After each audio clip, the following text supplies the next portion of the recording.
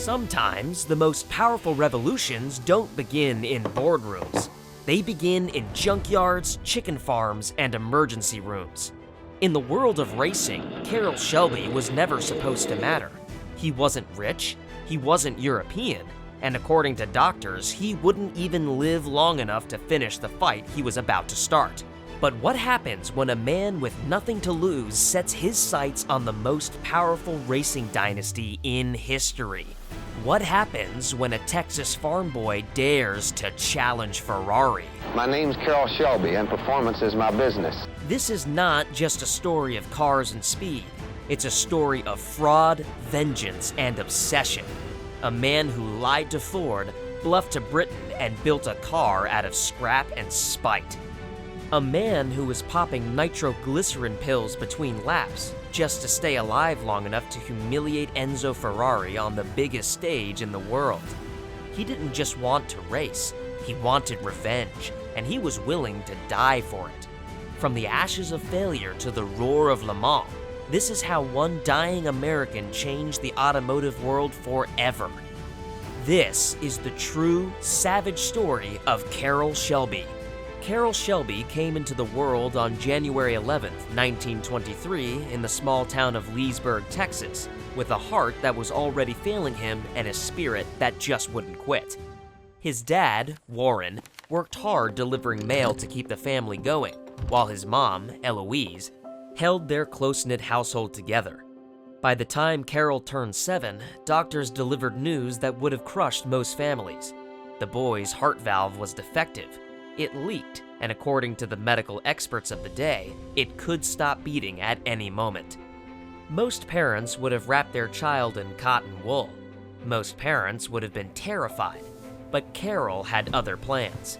Instead of staying home feeling sorry for himself, young Carroll would pedal his bicycle to the dirt tracks around Leesburg, completely caught up in the roar of cars tearing through the dust. For young Carroll, those machines weren't just cars. They were his way to outrun a body that kept trying to hold him back. Back then, in the 1930s, America was in rough shape. The Great Depression had hit hard, closing down farms and wiping out jobs left and right. But even as families struggled to get by, Carroll's mind was somewhere else. He stayed focused on the dream of wheels and the freedom they brought. Now, when he was 7, his family moved to Dallas, chasing better work and a fresh start. The city's energy, with Model Ts and early Fords clogging the streets, only fired him up more.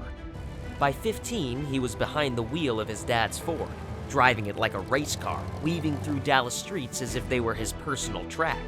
He didn't just drive, he got under the hood, learning every bolt and gear, teaching himself how cars ticked. Now, his education at Woodrow Wilson High was more of a sideline. He was bright, but school felt like a distraction from his real passion for cars. So he powered through, graduating in 1940, ready to chase something bigger. And just as Carroll was stepping into adulthood, the world around him was shifting fast. Tensions overseas were rising, and whispers of another war were growing louder by the day. So when World War II came knocking, Carroll didn't wait for his number to be called. In 1941, before Pearl Harbor shocked the nation, he enlisted in the Army Air Corps. He trained pilots on massive planes like the B-29 Superfortress, earning his staff sergeant stripes. Flying was thrilling, no doubt, but deep down, his heart still beat for the road. And when the war ended in 1945, Carroll came back to Texas at 22, full of energy and ready to make his mark. America was rebuilding, with factories pumping out cars like Chevy's Fleetline, but money was still tight for most people. So, Carroll hustled to provide for his growing family. He had married his high school lover, Jeanne Fields, in 1943, and they welcomed their daughter Sharon in 1944, followed by Michael in 1946 and Patrick in 1947. Now, to keep them fed, he tried all kinds of work. First, he drove a dump truck hauling gravel. Then he worked the oil fields, chasing roughneck paychecks. But he wanted something bigger, so he took a big swing with a chicken farm, betting on America's growing hunger for poultry. For a while, it looked like he had cracked it. He poured his savings into a big Texas plot, raising thousands of chickens, and the money started rolling in. Carroll felt like he was finally winning. But then, in 1952, disaster hit hard. A disease called limberneck swept through his farm, paralyzing his chickens' necks and killing every single bird in days. At 29, with 3 kids and Jeanne counting on him, Carroll stood in a field of dead chickens, his savings gone and his dream in pieces. Now, most people would have broken under that kind of loss, but not Carroll. Instead, that heartbreak lit a new spark. If he couldn't farm, he would race. So, that January, he borrowed a friend's MGTC and entered a drag race in Grand Prairie, Texas, wearing his old striped farm overalls, a reminder of the hard times he had come through. The crowd might have raised an eyebrow, but Carroll didn't care. He won that race, and then 3 more that year. Those overalls became his signature, a sign he was no polished driver, but a fighter who clawed his way out of failure. His trophies started stacking up, but his heart was a constant threat. Chest pains hit during races, a secret he kept close, popping nitroglycerin pills to push through. At 29, Carroll Shelby wasn't just racing cars. He was racing against death itself. This was just the start of a journey that would take him far beyond the Texas dirt tracks. Carroll Shelby had already proven he could rise from the ashes of his failed chicken farm, trading a field of dead birds for the roar of drag races in 1952. So, in 1953, Carroll kicked things up a notch. He got behind the wheel of a Cadillac Allard and entered 9 races, winning 5 and taking second place twice. Each victory was like a punch thrown at fate itself, but life wasn't easy off the track. His wife, Jeanne, and their 3 kids were scraping by, often eating canned beans to make ends meet. Still, Carroll's wins were turning heads. People started noticing this Texan in overalls wasn't just a fluke, he was the real deal. By 1954, Carroll's raw talent had started turning heads, and one of those heads was John Wyer, the boss at Aston Martin. Impressed by Carroll's grit and results, Wyer gave him a call that changed everything, an invite to race in Europe. For Carroll, it was a dream come true. He'd never left the US before, and now he had the chance to prove himself on the world's toughest tracks.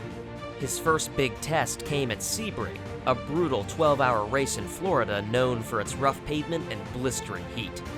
Carroll climbed into an Aston Martin DBR3 and went wheel-to-wheel with the best Europe had to offer. Ferrari's 375mm, Jaguar's C-Type, and a long list of seasoned veterans.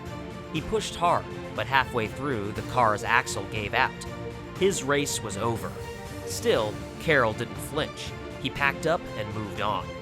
Soon after, he found himself in Italy at the legendary Monza circuit. There, he teamed up with British driver Graham Whitehead in the same Aston Martin DBR3. The competition was intense, with Ferraris and Maseratis filling the track. Monza's long straights and fast corners tested every ounce of Carroll's skill, but he held his ground. By the end, they secured a 5th-place finish, a solid result for an American rookie stepping into Europe's elite racing world. The tracks overseas were unlike anything Carroll had seen in Texas.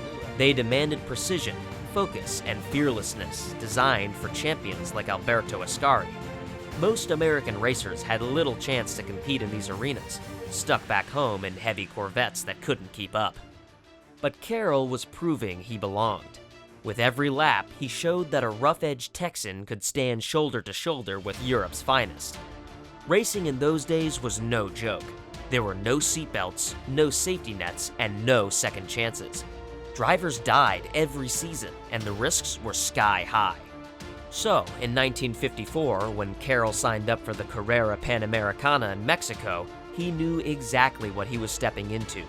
This race was brutal. Just the year before, 9 drivers had died trying to finish it. Carroll got behind the wheel of his Austin Healey, trying to face the danger head-on, but during the race, disaster struck. The car flipped, and his elbow shattered on impact. Most drivers would have called it quits right there, but not Carroll. He wasn't wired that way. Instead, he taped his cast to the steering wheel just to keep his grip, and kept going. Every turn sent pain shooting through his body, and the pressure inside his chest kept building. Still, he clenched the wheel tighter and drove on, knowing the real danger wasn't just the track. Now, from 1955 to 1957, his hunger for racing only grew stronger. He didn't slow down. Instead, he raced 81 times and won over 40 of those events. He drove anything with wheels, Ferraris, Maseratis, and whatever else he could get his hands on. Soon, he found himself at the Bonneville Salt Flats, where he teamed up with British carmaker Donald Healey. Together, they set their sights on speed records, pushing their machines to the absolute limit across the wide-open salt. And in 1956, he took on the Mount Washington hill climb in a Ferrari, blazing to the top in just 10 minutes and 21.8 seconds. That same year, Sports Illustrated named him Driver of the Year, and when 1957 rolled around, they did it again. Carroll wasn't just a driver anymore, he was a star. He raced across the US, crossed into Europe, and kept pushing the limits. But even then, he wasn't just driving fast, he was paying attention. He watched how Aston Martin and Maserati build their cars, learning everything he could. And more than anything, he watched Ferrari. Enzo Ferrari, the man behind the legend, had once dismissed Carroll as just some nobody in overalls. That stung. It stuck with Carroll, so he made a quiet promise to himself. One day, he'd prove Enzo wrong. And that chance finally came in 1959 at the legendary 24 Hours of Le Mans. This race was a beast. Only 1 in 4 cars even made it to the finish. Carroll teamed up with Roy Salvadori, driving an Aston Martin DBR1. They weren't just chasing a win, they were chasing Ferrari. 20 hours into the race, Carroll's heart started to fight back. Chest pains hit hard, like a sledgehammer. But he didn't flinch. He took a quick dose, clenched his jaw, and stayed locked in, pushing through the fire building in his chest. Then, in a twist of fate, Ferrari's engine gave out. That was the moment. Carroll and Salvadori surged forward and crossed the finish line first. Beating Ferrari wasn't just about the trophy, it was personal. Carroll had proven that he wasn't a nobody. He was the real deal. But the victory came with a heavy cost. At 36, doctors gave him a blunt warning. Race again, and you might not survive. Carroll had pushed his heart to the edge, and that Le Mans win would be his last as a driver. Even so, his story wasn't slowing down, because while one chapter was closing, a new dream was already starting to take shape. And this time, Carroll wouldn't just drive the cars, he'd build the ones that would change racing forever. Carroll Shelby's heart stopped him from racing in 1960, but it couldn't kill his dream. He'd beaten Ferrari at Le Mans in 1959, a personal triumph after Enzo Ferrari snubbed him as a nobody. Now, at 36, he wanted more than a driver's glory. He wanted to build an American car to outshine Ferrari's sleek machines and prove the world wrong about US engineering. In a country buzzing with post-war pride, where Americans dreamed of outshining the world, Carroll's ambition was to create a sports car that every worker could drive and every racer could win with. So, in 1961, Carroll took his first bold step. He opened the Shelby School of High-Performance Driving at Riverside with Pete Brock, teaching drivers to push cars to their limits. But teaching wasn't his endgame. He needed to build something real, something that screamed power. And that's when he founded Shelby American in Los Angeles, renting a small space from Dean Moon's shop in Santa Fe Springs. Money was tight at the time. The sting of Carroll's chicken farm bankruptcy still lingered, and on top of that, the American economy was feeling the effects of the 1960 recession. Even so, Carroll had something that gave him an edge, and that was his charm, which became his secret weapon. Now, with a glint in his eye and the confident grin of a born salesman, he began pitching a new vision. He wanted to take a lightweight British chassis and pair it with a big, powerful American V8 engine. This was not a brand new idea for Carroll. Back in 1959, he had tried something similar with the Scaglietti Corvette. However, General Motors shut the project down because they feared it would outshine their own Corvette. And that rejection did not stop Carroll. Instead, it only pushed him harder. If General Motors was not willing to take the risk, he would find someone else who would. so Carroll turned to AC Cars in England. Their Ace chassis was exactly what he needed. The company had run into trouble after losing their Bristol engine in 1961, and they were looking for a solution. Carroll saw his opportunity and made a bold move. He bluffed, telling them that he already had Ford V8s ready to install. In truth, he had nothing lined up. Next, he picked up the phone and called Lee Iacocca at Ford. This time, he claimed he had AC chassis ready and waiting. That was another lie, but the timing worked in his favor. Ford was looking for a way to beat Ferrari, especially after Enzo Ferrari walked away from a major deal to sell his company to Henry Ford II. So, Ford took the offer seriously. They agreed to help and sent Carroll two 260 cubic inch V8 engines, along with $25,000 to get things moving. And when the first AC chassis arrived in February 1962, Carroll's crew jumped into action. These were not just ordinary mechanics. They were hot rodders with deep experience, including Phil Remington, a talented fabricator from Lance Reventlow's Scarab Racing program. Together, they worked day and night, fitting the V8 and a Borg Warner transmission into the slim AC body. They poured everything they had into the build, and by March, the car was ready. Carroll named it the Cobra. It was fast, aggressive, and full of American spirit, just like him. Now, when the Cobra debuted in the 1962 New York Auto Show, it immediately grabbed the spotlight. The car weighed just 2,600 pounds and delivered 300 horsepower, making it both lighter and stronger than the Corvette. While Ferrari's 250 GTO was admired in Europe for its beauty and sophistication, the Cobra brought something completely different. It was raw, powerful, and unapologetically American. At the time, Carroll only had one Cobra, but to keep the excitement alive, he repainted it before every press visit to make it look like he had several. The plan worked perfectly. Automotive magazines could not stop talking about it, and the American public, tired of European dominance in motorsports, fell in love with their homegrown underdog. Later that year, in October 1962, Carroll entered the Cobra in a race at Riverside Raceway in California. Behind the wheel was Billy Krause, an American star in American road racing. He was known for his fearless driving style and sharp instincts, and Carroll trusted him to show the world what the Cobra could really do. During the race, the Cobra charged ahead of the Corvette Stingray and held the lead for nearly half the race. Their performance sent a loud message to General Motors. Even though the axle eventually snapped and Corvette took the win, Carroll was not discouraged. The Cobra had proven itself, and the world was now watching. One of those watching was Henry Ford II.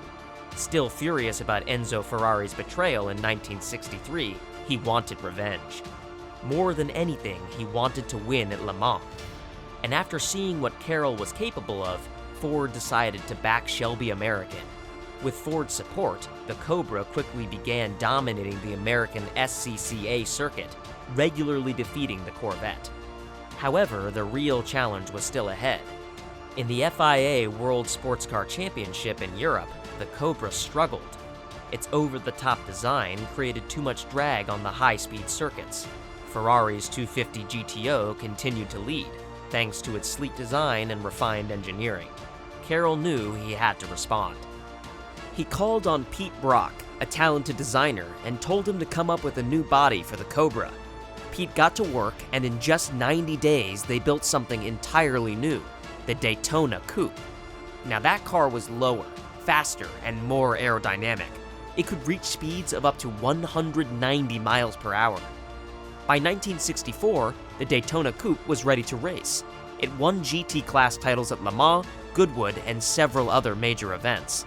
With every win, it chipped away at Ferrari's dominance. Back home, Americans watched with pride as Carroll's small team of California hot rodders went head-to-head with the world's most powerful racing teams. At this point, the Cobra was no longer just a car. It had become a symbol. It was built to challenge Ferrari, and it carried Carroll's name like a battle cry. This was his mission.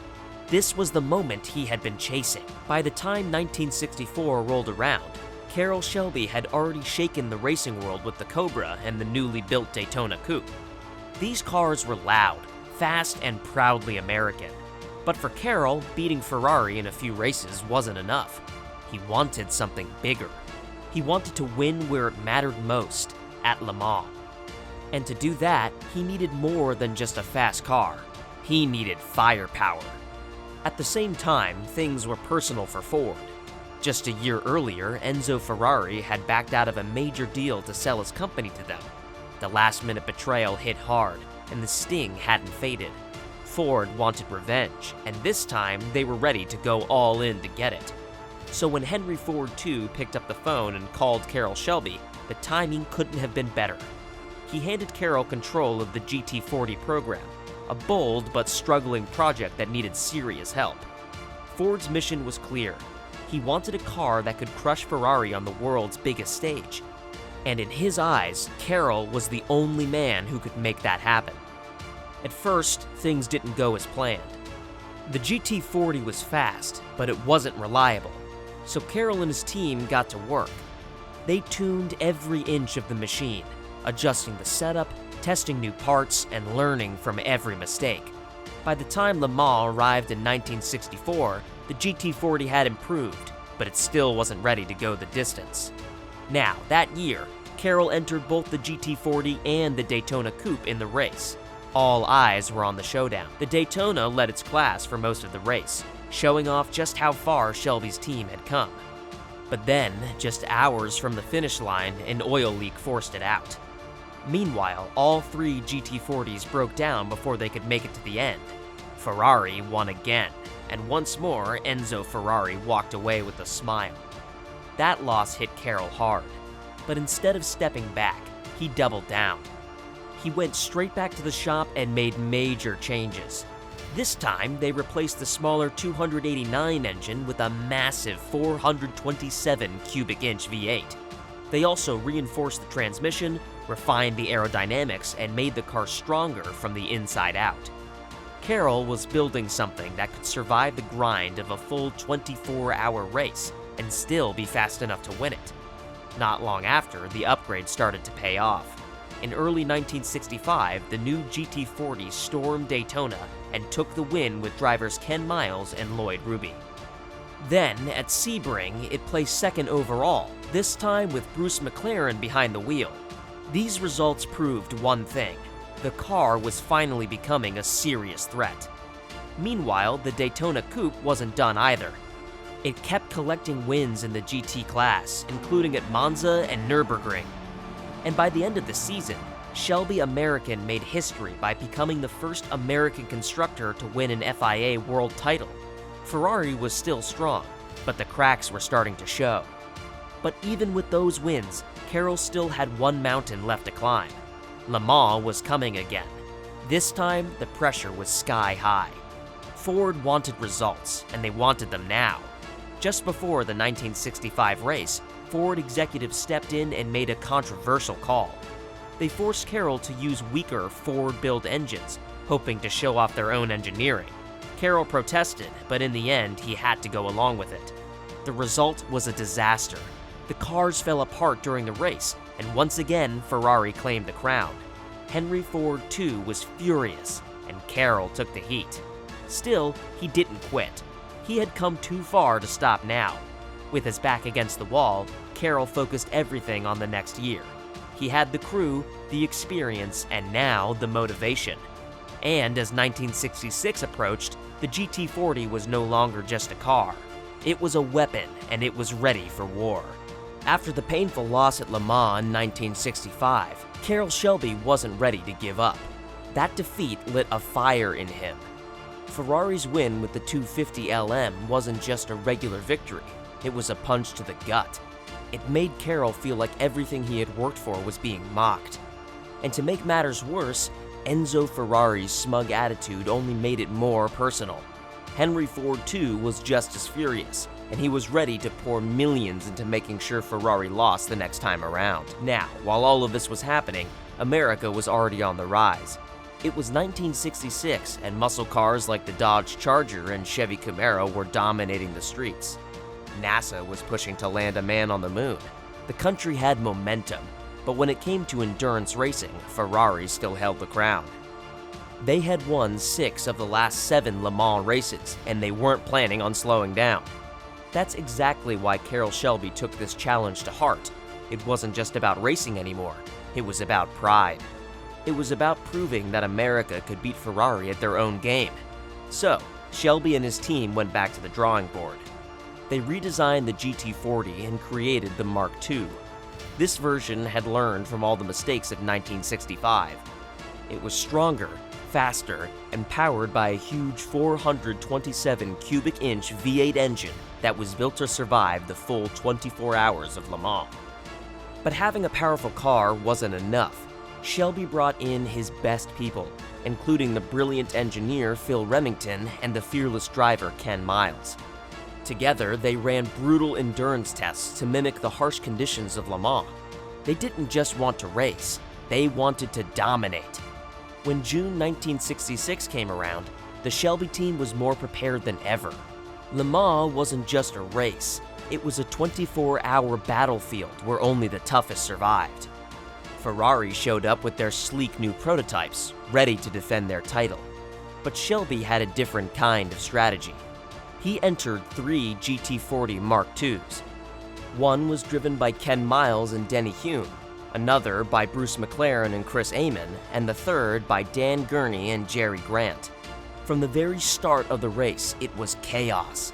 Engines roared, tires screeched, and the pressure never let up. Ferrari played dirty and pushed hard. But Shelby's cars were built to last, and they stayed steady through the madness. Eventually, that consistency paid off. McLaren and Amon crossed the finish line first. Miles and Hulme came in second. And the third Ford GT40 came in right behind them.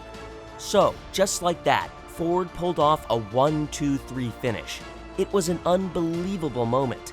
America had not only won at Le Mans, they had completely humiliated Ferrari on their home turf. But Carroll wasn't satisfied yet. He wanted to keep pushing. So he developed the GT40 Mark IV.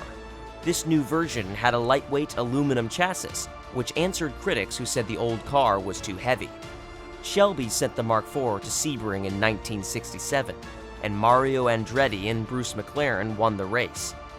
That win gave the team more confidence heading into Le Mans. At the 1967 Le Mans race, Dan Gurney and AJ Foyt took the Mark IV and pushed it to the limit. They dominated the competition and won first place. McLaren and Mark Donohue finished fourth. Meanwhile, Ferrari's new P4 couldn't keep up. So, once again, Shelby's team came out on top, and for the second year in a row, an American-built car had conquered the most prestigious endurance race in the world. It was a massive win, not just for Shelby, but for the entire country. Carroll had pulled off the unthinkable. He beat Ferrari at Le Mans twice in a row. His cars were the first and only American-made machines to win that race. But this moment of triumph didn't last long. Just a few months later, in August 1966, something tragic happened. Ken Miles was testing the experimental GT40J car at Riverside. During one of the runs, the car crashed and Miles was killed. It was a devastating loss. He wasn't just a great driver, he was the heart of the GT40 project and Carroll's closest partner in the journey. Even though Carroll was heartbroken, he refused to quit. He knew Ken would have wanted him to keep going. So he did, but things were starting to change. By 1967, the FIA introduced new rules that banned engines over 5 liters. That meant the powerful 427 engine, the one that helped them win, was no longer allowed. Ford decided to step away from the project and handed it over to John Weir. Weir's team kept the GT40 alive and won Le Mans again in 1968 and 1969. But the truth is, the battle had already been won. Carroll Shelby had already changed racing forever. He had faced off against Enzo Ferrari, taken the fight to Europe, and brought the trophy home. His legacy was now set in stone. And even though the GT40 era was coming to an end, a new challenge was already on the horizon. One that would take Carroll Shelby's name beyond the racetrack and into the heart of every American car lover. Carroll Shelby had just smashed Ferrari at Le Mans in 1966 and 1967. His GT40s made America the king of racing. But then the FIA dropped a bombshell in 1967. They banned big engines like the 427, which stopped his prototype racing cold. Now, at 45, most guys would have kicked back and lived off the glory. But not Carroll. He saw a new fight brewing. America was crazy for muscle cars. Chevy's Camaro, Dodge's Charger, and Plymouth's Barracuda were duking it out in the streets. Ford's Mustang, launched in 1964, was selling like crazy to families, but it was pitched as a tame housewife car with a weak six-cylinder engine. So, Lee Iacocca, Carroll's ally at Ford, called him up. He wanted that Mustang to roar like a race car. And in 1965, while Carroll was still tinkering with GT40s, Ford handed him the Mustang project. Now his shop, Shelby American, was a hotbed of ideas, but it was bursting at the seams in Venice, California. So Carroll moved the whole operation to a big hangar in Los Angeles International Airport. His crew of hot rodders got to work fast. They tore out the Mustang's weak parts and slapped in a fiery 289 cubic inch V8, better brakes, and a tougher rear axle. The result was the Shelby GT350, a street car that could rip up racetracks. It hit the SCCA B production class like a wrecking ball, winning titles every year from 1965 to 1967. Compared to Chevy's Corvette or Plymouth's Barracuda, the GT350 was a beast anyone could drive. Carroll's gritty, overalls-wearing vibe was now America's badge of pride. Then, in 1966, Carroll took things up a notch. He built special GT350s for Hertz, Ford's rental company. These cars, painted black and gold, were called rent-a-racers because they let regular racers feel like pros. When Hertz was done with them, they sold the GT350Hs to fans, and people went wild. And now America was hooked. Carroll had made the Mustang cool, not just for racers, but for anyone with a dream. By 1967, he cranked things up even further, dropping a massive 428 cubic inch V8 into the Mustang and creating the GT500. It came with a new front and rear look, a more aggressive stance, and enough muscle to crush Chevy's big block Camaros. As a result, sales exploded. In a country buzzing with rebellion, rock music, and the rise of counterculture, the GT500 became more than just a car. It was a symbol of defiance. But Carroll wasn't just building cars. He was running a racing team too. His Terlingua racing crew, named after his Texas chili cook-off, jumped into the 1967 Trans-American Sedan Championship. Driver Jerry Titus drove a GT350 to the title, proving Carroll's Mustangs could own both the streets and tracks. Now, here's where things got tricky. Ford started wanting more control over Shelby American. So, in late 1967, Carroll had to make a tough call. He split his company into 3 parts. Shelby Automotive moved to Michigan to build Mustangs at A.O. Smith's plant. Shelby Racing and Shelby Autosport set up in Torrance, California. The move hurt. California was Carroll's home, where he'd created the Cobra and GT40. But America's car boom was huge, and Ford was calling the shots. Then, by 1968, Ford took over Mustang production completely. Carroll's shop kept building GT350s and GT500s that year, but in 1969, Ford brought everything in-house. That hit Carroll hard. His racing heart felt caged. So, in 1969, he stepped away from competition. By January 1970, he said he was done with the car business. Shelby American, the outfit that had beaten Ferrari, went quiet. America was changing fast. Gas prices were spiking and safety rules were clamping down. The muscle car era was losing steam. In 1970, Shelby closed his shop as safety rules and high gas prices crushed muscle cars. America was struggling with Vietnam War protests, and imports like Toyota outshone Corvette and Mustang. At 47, he could have retired, but Carroll wasn't done. He dove into his chili company, growing Texas cook-offs into a nationwide contest, boosting his legend. Still, he craved cars. Then, in 1982, a friend's call changed everything. Lee Iacocca, now running Chrysler, was in trouble. The company was struggling bad. Their boxy K cars couldn't compete with GM's sleek Camaros or Japan's quick Hondas. Iacocca knew Carroll's magic could make Chrysler cool again. So Carroll, at 59, jumped in. He started Shelby Automobiles in Whittier, California, right next to his old Cobra shop. In 1983, his team turned the Dodge Omni into the Shelby Charger, a turbocharged two-door that flew. Then, in 1984, they rolled out the Omni GLH, which stood for Goes Like Hell. That four-cylinder car outran some V8s. By 1986, the GLHS model pumped out 175 horsepower, faster than the 1965 Shelby GT350. Carroll's touch was pure gold, and car fans across America were cheering. But Chrysler wanted something huge.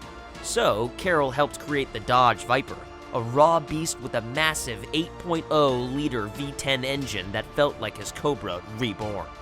In 1991, he drove the Viper prototype as the pace car for the Indy 500, grinning like the kid who used to outrun cops in his dad's Ford. When the production Viper RT10 hit in 1992, it stole the show. Ford's Mustang and Chevy's Corvette had to hustle to keep up. Carroll was back on top, but his body was struggling. His heart, weak since he was a kid, was giving out during the Viper project. But then, in 1990, at 67, he got a miracle. A heart transplant from a 34-year-old Las Vegas man who died of a brain aneurysm gave Carroll a new lease on life. That new heart was like a V8, powering him forward. Now, with fresh energy, Carroll went all in. In 1995, he brought back Shelby American in Las Vegas, teaming up with Venture Corporation to build the Series 1, a brand new car not based on Ford or Chrysler. It was his boldest move yet. The Series 1 used an Oldsmobile Aurora V8 engine, pushing 320 horsepower. Venture, a company trying to break into the car world, hoped Carroll's name would boost sales against Toyota's Camry and Ford's Taurus. The Series 1 debuted at the 1997 Monterey Historic Automobile Races, hitting 60 miles per hour in 4.1 seconds, rivaling Porsche's Boxster. But things went wrong. The cars had build quality issues, and costs were too high to produce them in big numbers. By 1999, only 249 Series 1s were built before Venture went bankrupt. Carroll brought back the Series 1 assets in 2004 and finished a few as component cars without engines. It was a tough loss. America's economy was strong, but the Series 1 just didn't click.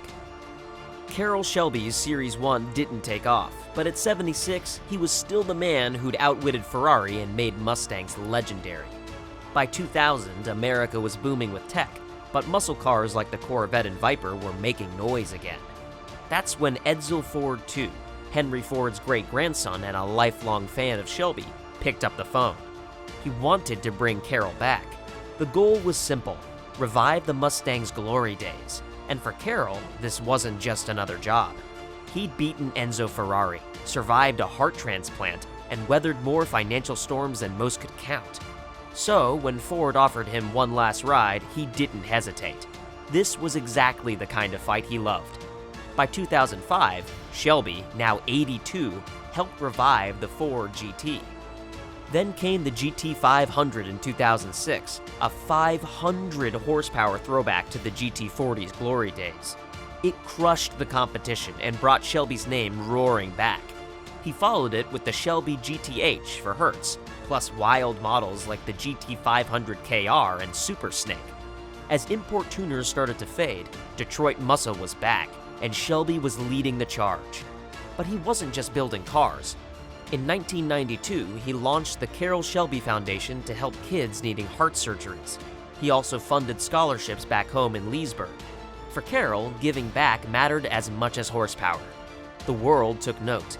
He earned top honors in the auto world, and in 2019, Ford v Ferrari put his story on the big screen. But his body couldn't keep the pace forever. In 2012, he passed at 89. America lost a racing icon, but not his legacy. Even now, his company lives on. From muscle cars to chili kits, Shelby's name still roars. He'd battled heart failure, financial ruin, and even Ferrari. And through it all, he changed how America drove. That was the real Shelby story, and it never stalled.